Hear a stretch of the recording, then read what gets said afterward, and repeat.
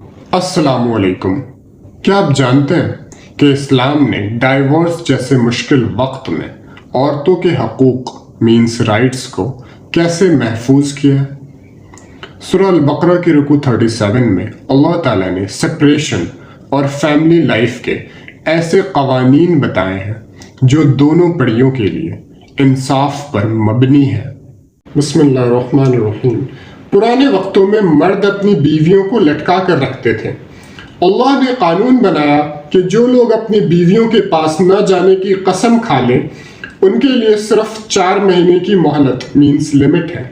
अगर वो रुजू मीन्स रिकॉन्सिलिएशन कर ले तो अल्लाह गफूरुर रहीम है, और अगर वो तलाक का इरादा पक्का कर ले तो तलाक शुदा औरतें मीन्स डाइवोर्स्ड वुमेन अपने आप को 3 माहवारियों मीन्स मेंस्ट्रुअल साइकिल तक रोके रखें। इसे इद्दत कहते हैं।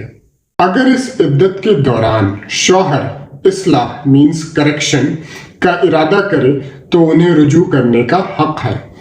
इस रुकू की सबसे अजीम आयत जिसमें औरत की इज्जत बयां की गई और औरतों के भी मर्दों पर वैसे ही हकूक हैं जैसे मर्दों के उन पर हैं, भलाई के साथ।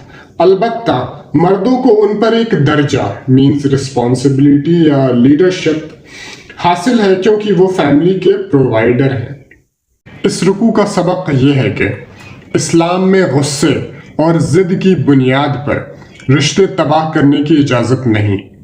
लेसन: तलाक एक आखिरी अज़ियतनाक रास्ता है, मगर जब ये नौबत आ भी जाए तब भी औरत को बेसहारा नहीं छोड़ा जा सकता। उसका हक, उसकी इद्दत और उसकी इज्जत इस्लाम में मुक़द्दस है।